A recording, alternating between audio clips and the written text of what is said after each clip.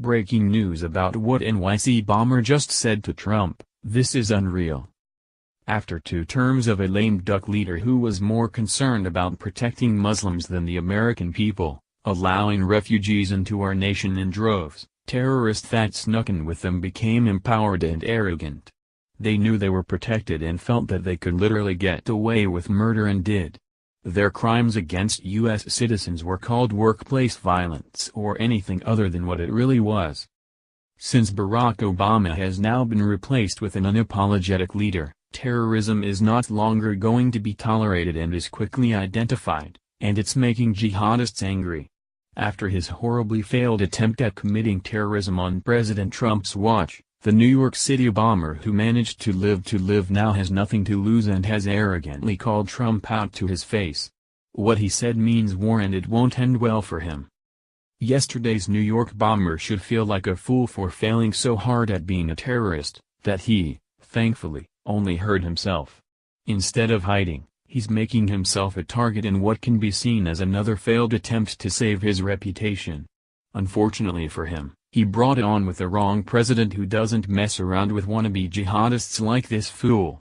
He clearly forgot who he was talking to when he accused Trump of exactly what Obama was guilty of. TMZ reports.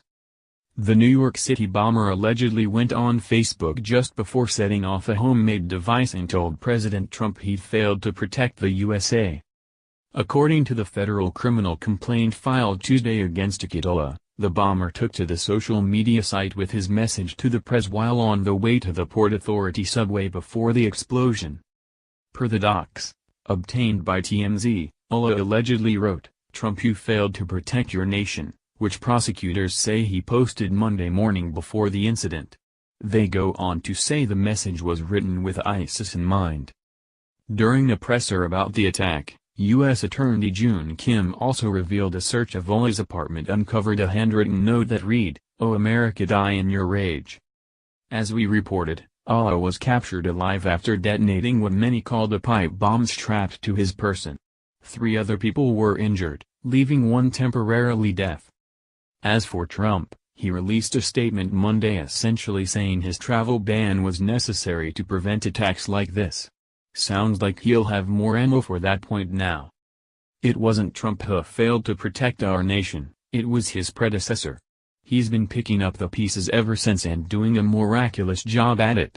Clearly, this terrorist is upset that we now have a leader and not an Islamic enabler. Committing acts of terrorism just got harder with everything Trump has put into place to prevent it, including this controversial, yet exceptionally effective travel ban. Liberty Bell reported for Freedom Daily yesterday on what we're expecting our quick-acting president to do in the immediate aftermath of this terrorist attack, including adding 1 specific new location to his travel ban. When the police questioned Ola as to what could make him try to blow up innocent people, he told authorities, "They've been bombing in my country, and I wanted to do damage here."